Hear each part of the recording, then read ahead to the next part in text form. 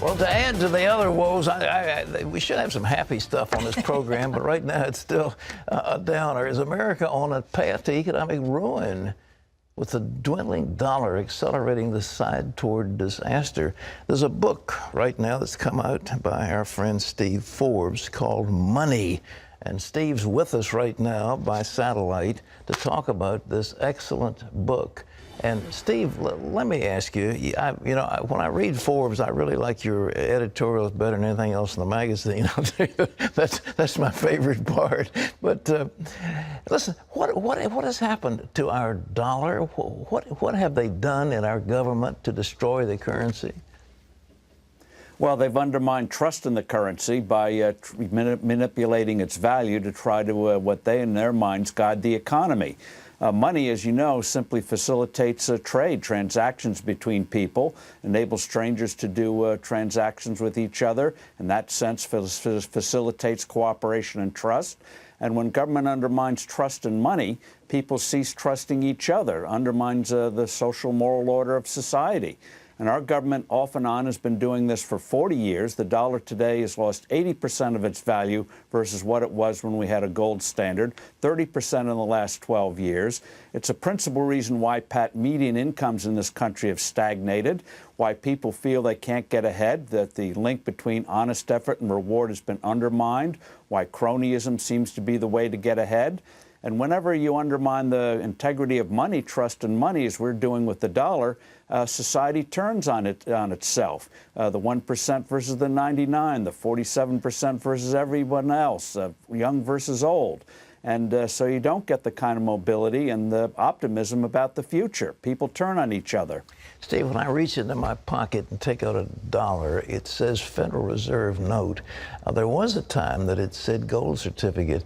Tell us about a gold standard. Do you want to go to one? How would that work? What's the mechanics of a gold standard? Well, what a gold standard is, and we had one for the first 180 years of our existence. All a gold standard does is keep the value of the dollar stable. Like 60 minutes in an hour, 12 inches in a foot, the dollar has a fixed value, fixed to gold. It doesn't mean we have to use gold coins or anything like that, but it just means that the dollar has a fixed measure of value, which makes transactions easier, makes investment easier. You know, investing is risky enough, but if you don't know whether you're going to get back a 100-cent dollar, 20-cent dollar, 80-cent dollar, you get less investment, which is one reason why our economy is stagnating today. So how it would work, Pat, is let's say we set the value at $1,300 an ounce. All it would mean is if the gold price goes above $1,300, you stop creating money. If it goes below $1,300, you create a little more money. It's like cruise control. It's very simple. And again, we did it for 180 years. And if we'd maintained the growth rates of the average growth rates of that 180 years, if we'd maintained that in the last 40 years, our economy today would be 50% larger than it is today. Imagine the economy being $8 trillion bigger.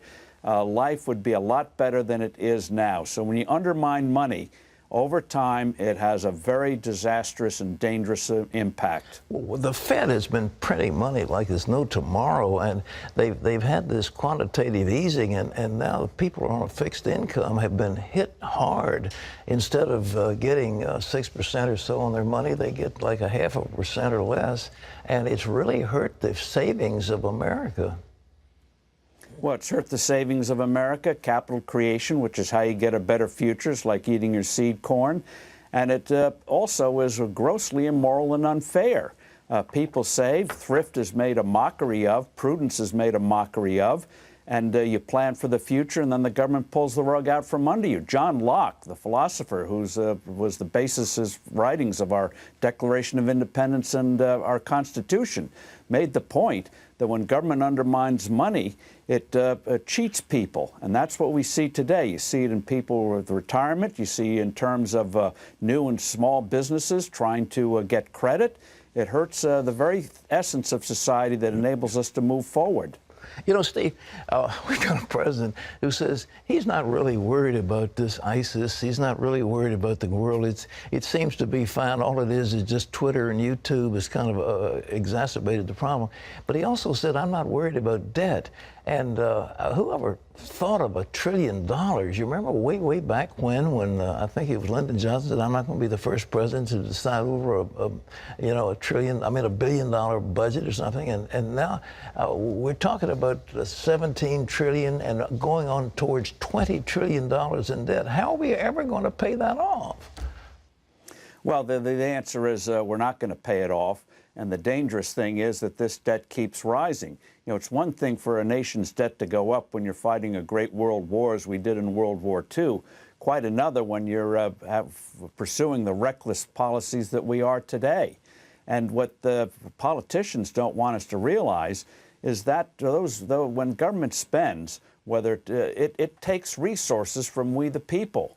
It does it through either taxing, borrowing, or printing of money, which is another form of taxation. So they're taking resources from us, wasting those resources, and giving us a lower standard of living and telling us it's our fault. The gold standard would stop that. It is a break on that kind of reckless spending, isn't it? Yes, it is. If you want to do something, you have to do it in an honest, open way. And the growth rates that you get when you have an honest dollar are very much greater than when you have a dishonest dollar that the government has given us today. And it's not something that happens overnight. It's very slow. And that's like the proverbial frog in the water that you bring to a slow boil. But you can see it around us. Why aren't we moving ahead the way we should? Why does crony capitalism seem to be on the rise? Why is there all this speculation? This is what happens when you undermine integrity in money. And you see it in countries like Argentina. People turn on each other. There's no trust anymore. It's a bad thing, and it doesn't happen overnight, but over time, we have a much worse society than we should have had. You know, I think of Victorian England. They had a stable pound all during that period of time, and they had enormous prosperity and became the economic power of the world. Is there any chance, in your opinion, America could get back to being the leader of the world the way we once were? I think so, and that's why the 2016 elections are going to be so important. I think people instinctively realize that what we're doing to the dollar is bad. They know what we've done to our tax code is an abomination, that our health care system is not working. They're in a mood for reform, just as they were in the late 1970s and early 1980s. And we have to be sure that those who want to run understand what needs to be done. So it's in the hands of we the people. And because Washington's not going to do it for us, we have to do it ourselves. Steve Forbes, thank you. And thank you for this book. It's called Money. Thank you, Pat. Steve Forbes, interesting book about the destruction of the dollar and what can be done about it. And I might add, Steve is going to be appearing with us at this year's Clash of the Titans at Regent University. The topic will be, Has America Lost Its Leading Edge? And that will be on Friday, October the 24th at 3:30 in the afternoon. We've got two former prime ministers, the Prime Minister of Canada and also the President of Mexico is going to be here in the debate. Exciting. And John Bolton will be joining Steve on one side of the debate. So it's going to be very stimulating. That's great. You know, we couldn't afford a great big football team, but we do have a debate. It's an intellectual clash. And Steve is going to be one of our speakers. Appreciate his being here.